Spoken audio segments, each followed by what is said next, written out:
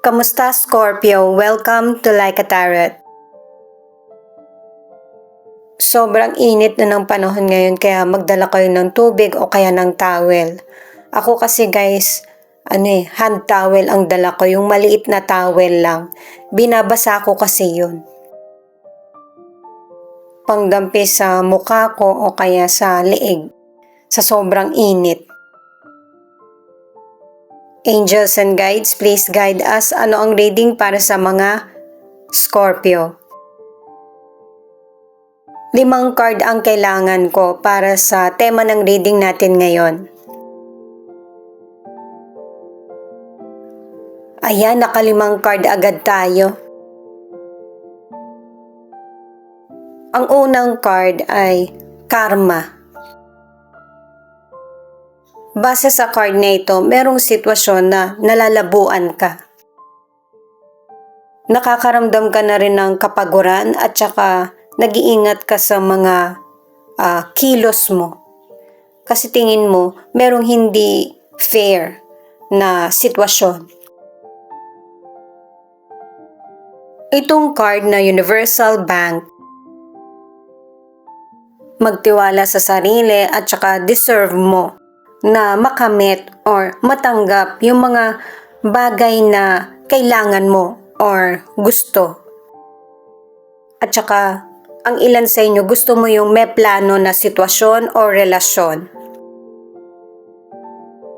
Itong parting ways naman ay ito yung nararamdaman mo na meron person or situation na kailangan mo nang i-let go.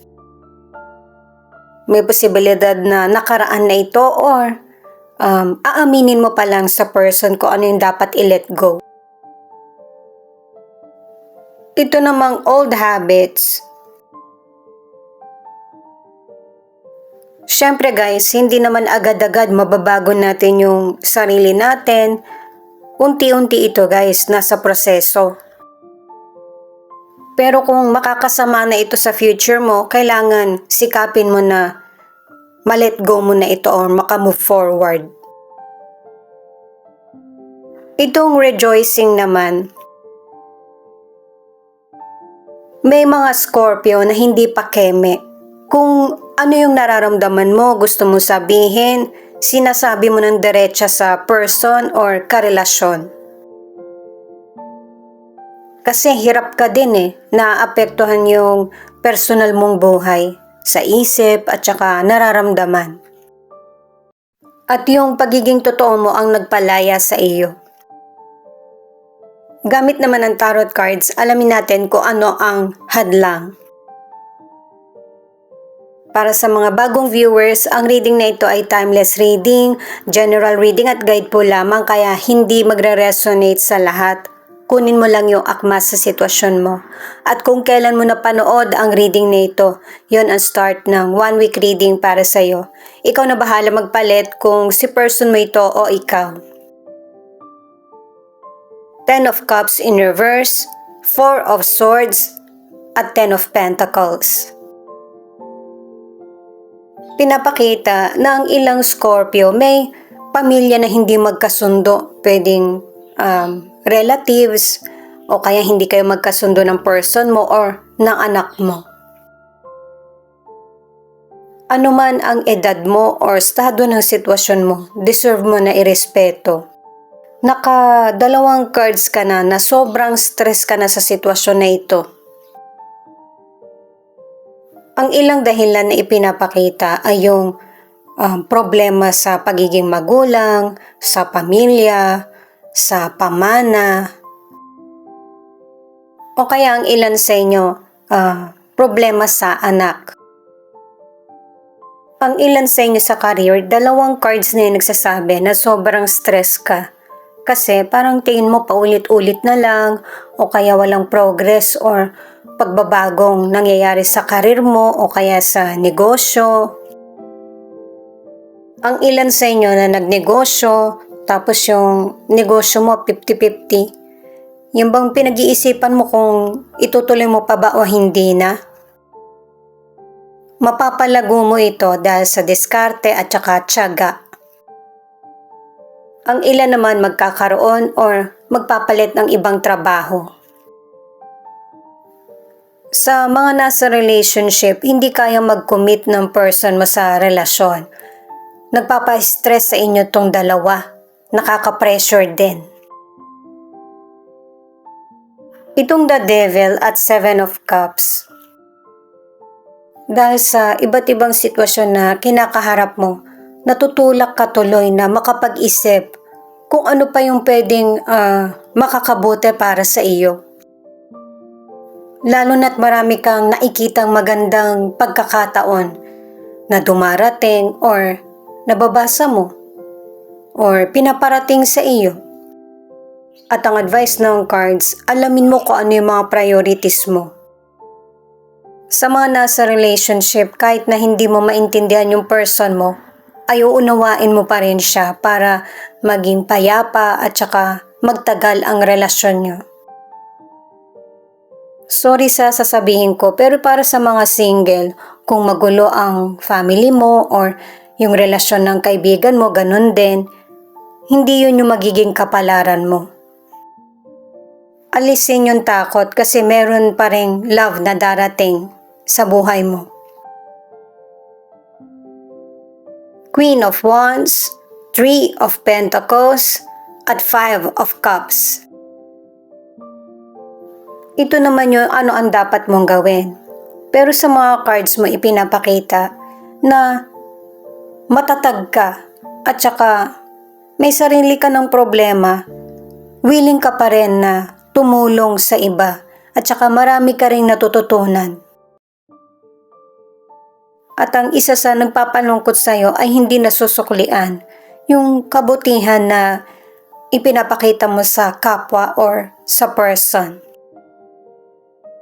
Hindi ka naman naghihintay ng kapalit pero yung itrato ka ng mabuti, yun yung nararapat. Sa financial, dalawang cards na yung nagsasabi na magaling kang humawak ng financial at saka yung effort na ipinakita mo sa career or negosyo ay merong magandang dulot. Ang ilan sa inyo, merong person ka na namayapa at nakadalawang cards ka na meron ka matatanggap na pamana. At saka kung swerte man yung dumarating sa iyo o kaya nagigipit ka sa financial, lahat ito ay temporary lang. Kaya kung maganda yung pasok ng financial sa iyo, mag-ipon ka. Para kapag dumating yung panahon na magipit ka, meron kang pwedeng pagkuhaan. Ang buhay kasi natin up and down at saka unpredictable. Kaya maging maingat. Ito muna yung alamin natin, additional card. Four of Wands at Six of Cups. Kung nagkaroon man ng kaguluhan sa nakaraan, nawalan ka ng pag-asa, patungkol man ito sa karir mo, sa negosyo o kaya sa love life, iisipin mo palagi na yung mga negative na nangyari sa buhay mo ay merong magandang lesson or magandang dulot sa buhay mo. At sa next chapter na sisimulan mo sa buhay mo ay mas puno ng pag-asa, yung maibabalik yung concern or pagmamahal na ibinibigay mo. Sa mga single, yung potential person na makikilala mo ay kalugar mo, katrabaho, or pareho kayo ng school. Magiging happy yung connection nyo at hindi mo na maiisip pa yung nakaraan. Sa mga nasa relationship dahil sa patience mo, pareho kayong natututo ng person mo sa kung ano yung kailangan or ayaw at gusto sa relasyon.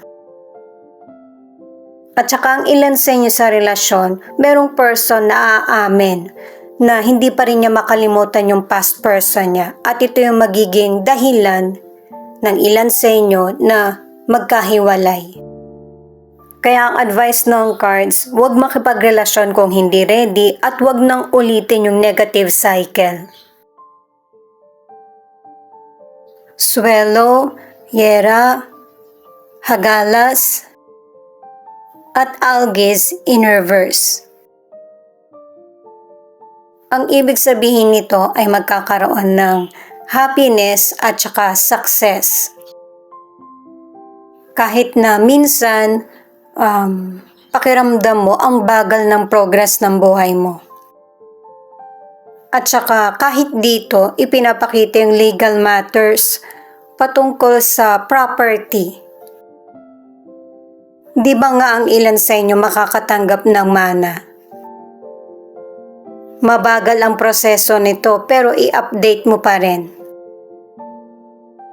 At saka merong sitwasyon sa buhay natin na mahirap makontrol. Ang makokontrol mo lang ay ang emosyon mo. May dalawang problem na darating sa buhay mo pero kailangan ng pagpaplano at saka pagbabago. Sa umpisa, syempre biglaan yung problem. Hindi mo muna ito bibigyan ng pansin. Pinag-iingat ka ng mga bato sa taong manloloko. At saka mas bigyan mo ng importansya yung para sa'yo at pangangailangan mo. At saka pinag-iingat ka rin ng mga cards sa aksidente, sunburn, or skin problem. Maging alerto at saka maging focus sa happy na sitwasyon para sa ikakabuti ng kalusugan.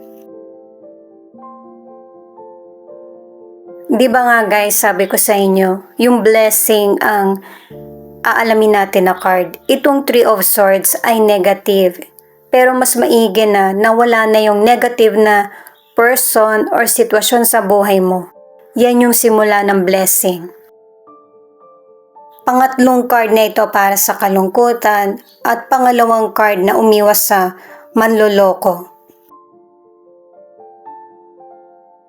Itong Eight of Pentacles naman ay tatlong cards ka na para sa katuparan ng mga pangarap mo at saka yung pag-effort mo. Kasi guys, mas magfo-focus ka na sa kung saan ka magiging happy at saka yung mas mag-grow ang buhay mo. Alam mo na kasi kung ano yung dapat iwasan.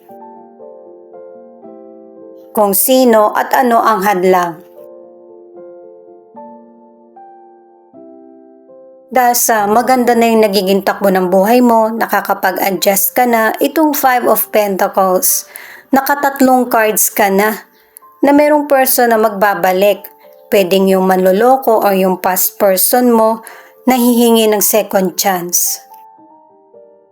Pero guys, kailangan sa future ka nakatingin para hindi na maulit yung negatibong cycle na kanina ko pa sinasabi. Hindi maganda ang sitwasyon ng mapanlinlang na person, kaya maging wise ka sa mga decision, lalo na't maganda na yung kapalaran mo.